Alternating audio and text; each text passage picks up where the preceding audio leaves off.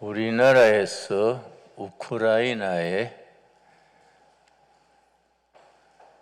방한복, 그건 추운 곳이니까 방한복을 보내고 전투 식량을 보내고 전쟁터에서 쓰는 약품들을 많이 보냈습니다.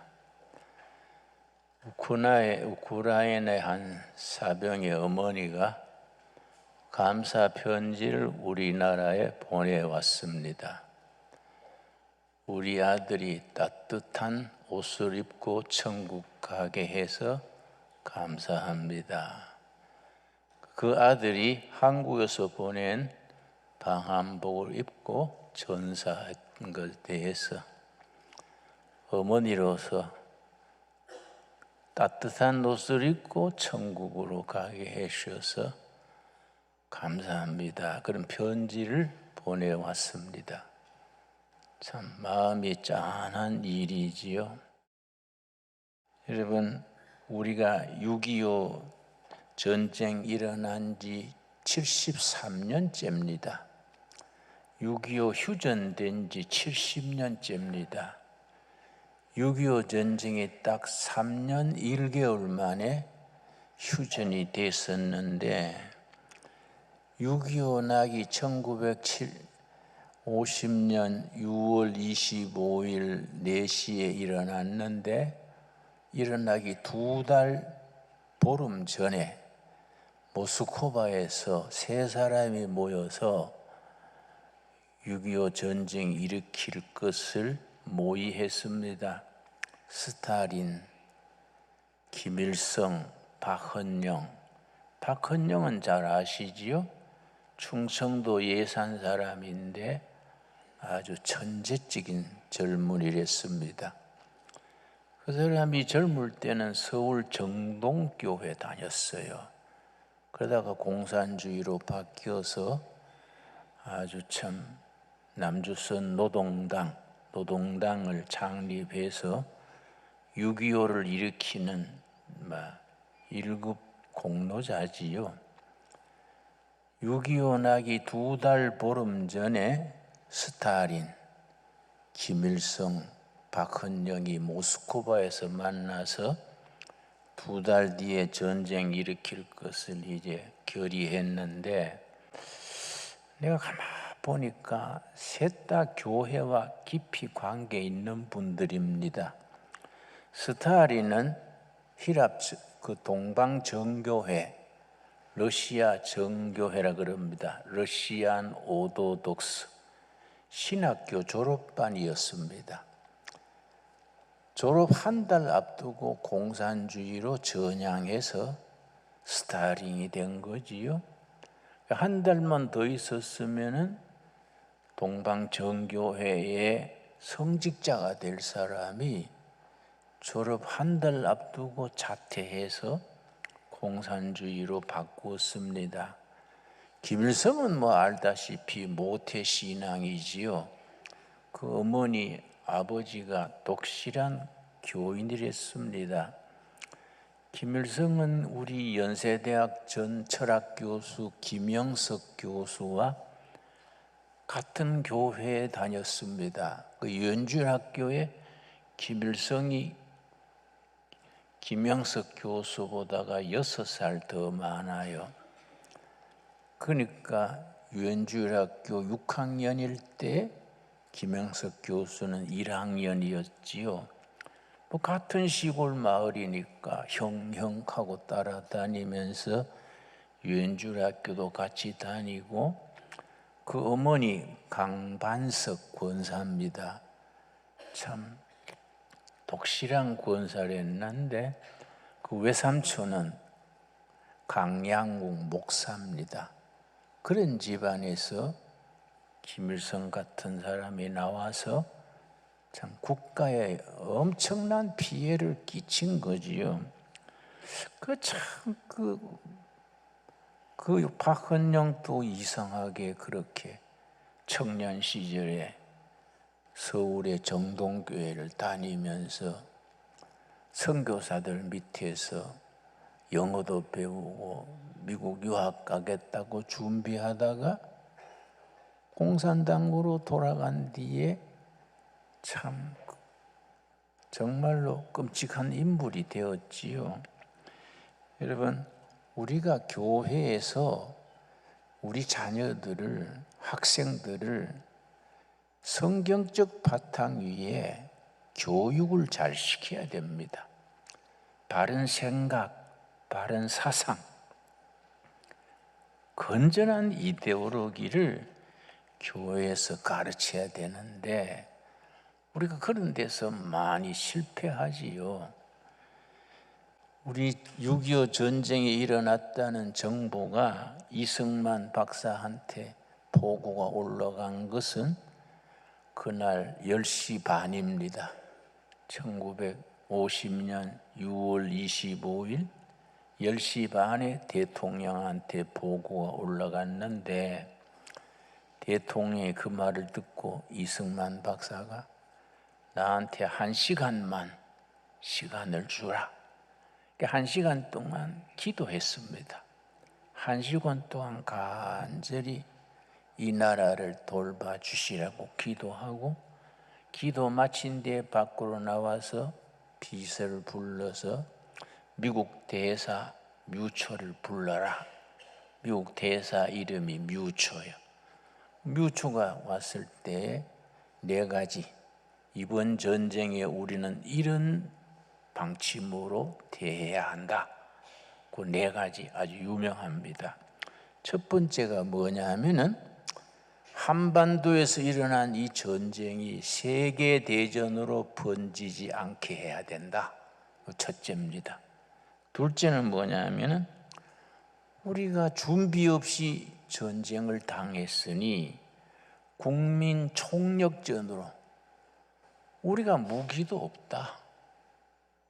방망이 들고 돌멩이 들고 나라를 지켜야 한다. 그 국민 총력전으로.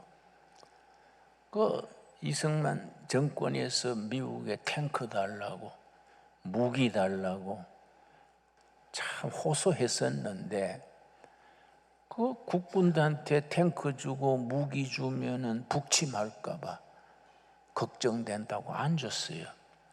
소련은 북한한테 소련제 탱크 T-34라 그래요. 240세대를 줬습니다. 소련은 탱크를 북한에 줬는데 우리는 아무것도 안 주니까 탱크 막는 그 포도 안 주니까 맨주먹으로 막아야 되는 거지요. 그러니까 우리가 국민 총력전으로 남녀노소 다 같이 힘을 합쳐서 이 전쟁을 수행해야 된다. 세 번째가 뭐냐 하면은 미국과 소련이 38선을 그었지 않냐. 우리가 그은 38선이 아니다.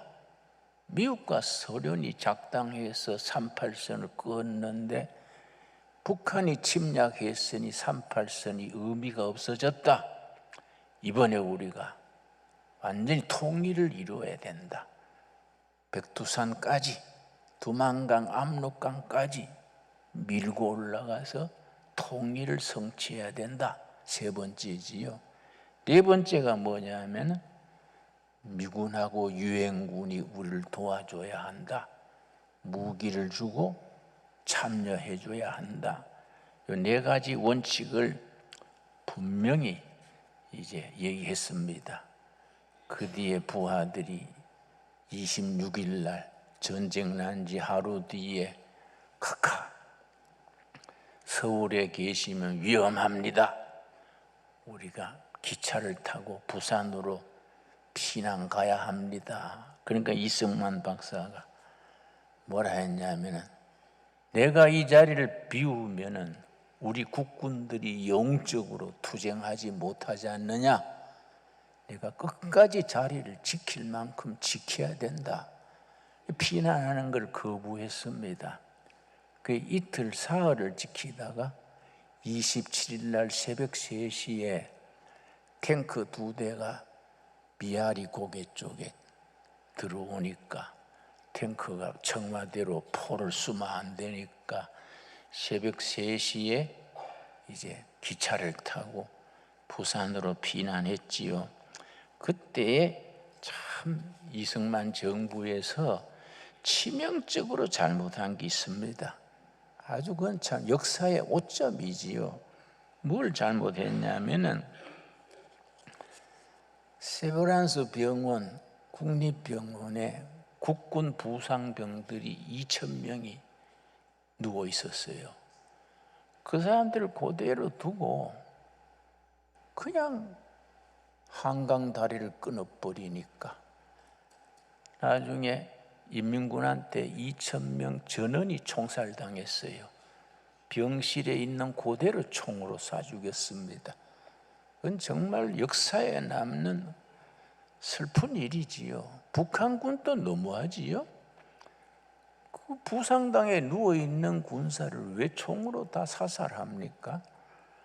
그러니까 우리가 아무리 바빠도 부상 군인들을 전부 한강 남쪽으로 옮겨놓고 뭐 니아가를 대든지 마차를 대든지 등에 업고 가든지 국군 한 명이 한 명씩 업고 한강 건너면 되는 긴데 그걸 놔두고 그냥 철수한 거지요. 또 국민들한테 뭘 잘못했냐면은 방송에 계속해서 돌렸습니다. 직원들은 도망가 버리고 방송만 그냥 자동으로 시민 여러분, 국군들이 적을 잘 물리치고 있으니 안심하시고 집에 계시기 바랍니다. 방송국 직원들은 다 도망가 버리고 방송은 계속 나오는 게 계속. 그러니까 피할래야 될 사람들도 못 피하고 많은 애국 인사들이 그냥 집에 있다가 다 당한 거지요. 그리고 한강 다리를 끝까지 국군이 지키다가 끊어야 되는데 미아리 쪽에 탱크가 떴다 하니까 명령해서 한강 다리를 끊어버린 거지요. 마지막까지 지키다가 그걸 다리를 끊어야 하는데 국군 주력 부대가 아직 서울에 있는데 다리를 끊어버린 거지요. 국군들이 어떻게 건넸냐면은 개아집을 헐었어요. 한강변에 있는 개아집을 헐어가지고 목재를 가지고 그걸 엮어가지고 그걸 국군들이 그걸 건너고 피난민들이 건너고 그랬습니다. 그런데 참 하나님께서 6.25 때 우리나라를 도와주신 5가지 기적이 있습니다. 이건 해석이 안 되는 기적이요. 이건 하나님이 도와주셔서 그렇다는 것밖에 해석할 길이 없습니다. 첫째 뭐냐면은 서울을 점령한 군인들이 인민군이 3일 만에 점령했는데 이 사람들이 서울에서 3일 동안 먹고 놀았어요. 전쟁 원리가 막바로 한강 건너서 부산으로 진격해야 하는 것이 전쟁 원리인데 이 사람들이 서울에서 소 잡아먹고 캐지나 친칭하고 덕수궁 구경 다니고 3일 놀았습니다. 3일을 노는 그 시간이 황금 시간이에요. 그때 김홍일 장군이라고 독립군 출신의 장군이 있었습니다. 김홍일 장군이 한강으로 피난 나오는 군대들을 전부 모았어요. 김홍일 장군이 그 참 나이 든 그는 장개석 군대 별 2자리랬습니다. 그 사람이 이제 이승만 대통령이 장군을 시켰는데 이분이요 한강 건너편에서 팻말을 서서 들었어요. 나는 김홍일 장군이다. 미군이 참여하기로 했다. 국군들은 모여라. 그거 들고서 소리치는 거예요. 이 노인이. 국군 장병 여러분, 미군이 오기로 했으니 안심하고 모이시오. 그래가 전부 한강 건널 때 다 뭐 계급장 띄고 건너잖아요. 뭐 전쟁 뭐 죽게 됐으니까. 그래 신고 나는 대위입니다. 그럼 넌 부대를 이끌어라. 사병입니다. 그래서 군대를 편성해 가지고 김홍일 장군이 3일 붙었어요. 3일. 그럼 엿새를 벌었지 않습니까? 서울에서 3일 어영부영했고 유명군이 김홍일 장군이 안양 그쪽의 방어선에서 폐잔병들 모아가지고 3일을 버티니까 엿새를 번 거예요. 그동안에 미군이 오고 유엔군이 참전하고 전선을 만든 거, 전선. 그게 낙동강 방어선이야. 낙동강 방어선. 그 김홍일 장군이 참 장군 중에 장군입니다. 그런데 미국 역사상, 유엔 역사상 그렇게 신속하게 유엔군, 미군이 온다는 것 자체가 하나님이 보호하십니다. 정말 하나님께서 우리나라를 지키시는 그 뜻을 우리가 분명히 알게 됩니다. 우리가 한국전에 유엔군이 그렇게 빨리 오게 된 데는 교회의 역할, 크리스찬들의 역할이 큽니다. 워싱턴 DC, 미국의 수도지요. 파운드리 감리교회라는 교회 목사가 해리스 목사인데, 해리스 목사 상원의 원목입니다. 원목. 미국은 상원, 하원의 담당 목사가 있습니다. 그 워싱턴 DC의 파운드리 감리교회 목사 해리스 목사가 상원 담당 목사인데, 이분이 한국과 무슨 관계가 있었느냐 하면은 이승만 대통령이 1942년에 그 이승만 아주 망명객으로 있을 때에 미국에다가 한미 협회를 만들었습니다. 일본이 망하기 전이지요. 협회를 만들어서 한미 협회 이사장을 해리스 목사를 시켰습니다. 6.25 전쟁 딱 터지니까 이승만 대통령이 해리스 목사한테 전화했습니다. 이사장님, 공산군이 전면으로 쳐들어왔으니까, 그때 미국 대통령이 투르만에게 얘기해서 군대를 보내기로 결정해 주십시오. 이 첫 번째입니다. 두 번째는 이제 빌리그레함 목사, 많이 들으셨지요? 우리나라는 부흥사 그러지만은 미국에서는 이반젤리스트 그럽니다. 30대에 아주 참 명성을 얻은 이반젤리스트인데, 이 빌리그레함 목사 아내가 원산에서 선교하던 선교사의 딸입니다. 자기 아내가 한국 원산에서 선교사 딸로 자랐으니까 한국을 기독교해야 한다, 한국을 복음화해야 된다, 늘 아내 말을 듣고 지낸 거예요. 그리고 장인어른의 역사적을 듣고 했으니까 빌리그레함 목사가 6월 25일 전쟁 터진 소식 듣고 빌리그레함 목사가 백악관 트루만 대통령한테 전화했습니다. 카카 프레지던트, 한국은 지켜야 됩니다. 한국은 100만 크리스찬들이 기도하고 있습니다. 한국은 지켜야 할 나라입니다. 한국은 아시아 복음화의 전진 기지가 됩니다. 한국 크리스찬들을 위해서 군대를 보내주십시오. 이게 이제 빌리그레함입니다. 세 번째는 이제 덜레스, 나중에 이제 미 국무장관이 됐지요. 덜레스 국무장관, 귀에 익은 소리지요. 그 사람이 이승만 박사하고 존스 홉킨스 대학, 프린스턴 대학원 과정에 동창생이랬습니다. 동창생이니까 뭐 친한 거지요. 그러니까 덜레스가 이제 국무성의 특별 보좌관으로 있었는데 전화해가지고, 이 나라 왜 미군이 우리한테 무기도 안 주고, 한국은 방위선에서 그걸 에치슨 라인 그래요.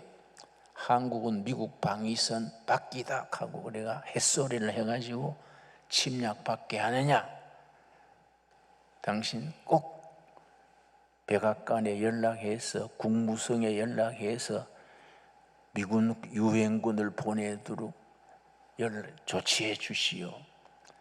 그래서 유엔군이 역사상 제일 빨리 왔어요. 제일 빨리. 우리 대한민국 역사에는 때를 따라 하나님이 간섭하시는 거예요. 제일 중요한 거는 유엔군이 참전할 수 없거든요. 왜냐? 유엔의 안전보장이사회가 있습니다. 5나라예요.